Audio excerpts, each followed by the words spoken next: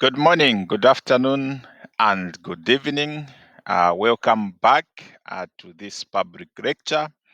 And today we start with the first part of artificial intelligence, AI in power system optimization. So, when we look at the topic, there are three key areas that comes out. One is that of artificial intelligence, two is that of power system, and three is that of power system optimization. What has been shown is an illustration of a traditional power system, which is a network of electrical components for the generation, transmission, and distribution of electricity or electric energy. So what has been shown is the initial concept of a power system. That is, you have generating unit at the start of the power system, and then you have got the consumption or the loads at the end of the power system or along the way. But we are aware that today this traditional power system has started to change, where we even on the load side, you can even have loads at transmission side. You can also have loads at distribution side. Apart from that, the entry of renewable energy into the power system changes the way the power system as we have known it since in its inception. We have got now distributed generation that has not been shown in this part. When we move further, of course, we are talking about the topic of power system optimization. So, if we define what power system optimization is, it's basically a process of improving three key aspects of a power system, that is, the reliability, the cost effectiveness, and the efficiency of the power system. So, how is this done? So, this is done by minimizing the costs, maximizing the efficiency, enhance the reliability, promote or opt the optimal power flow, and also move towards sustainability of the power system. So this is what we actually try to do when we jump into the topic of power system optimization, which is one important aspect that we have to deal with as power system engineers or as electrical engineers.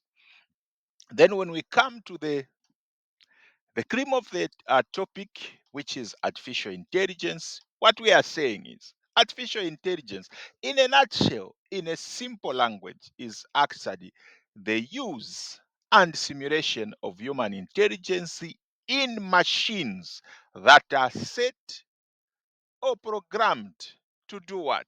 One, to think, two, to learn, three, and to make decisions. So when we look at the topic, it has given us artificial intelligence. We now know what it is. It has given us what we have defined as the power system.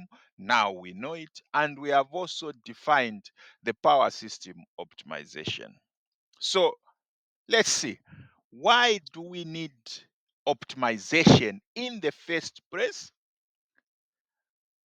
We understand and know that there has been an increase in the demand of electricity at various points in the power system. These have caused the need for efficiency and sustainability in the operation of power systems or on the design of power systems. So, a power system as we know it must be able to withstand or must be able to exhibit grid stability, which has got the other aspects that we are not looking at the moment, but also must give reliability. So to optimize, traditionally, we have used other optimization techniques like linear programming, nonlinear programming, genetic algorithms, and particle swarm optimization.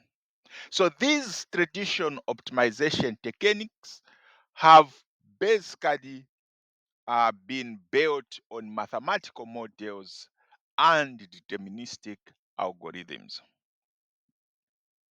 So this has created a challenge in such we are opt to have local minima, non-convexity, scalability limits, lack of flexibility. Of course, when we are doing an optimization problem, we have got an optimization of an objective function.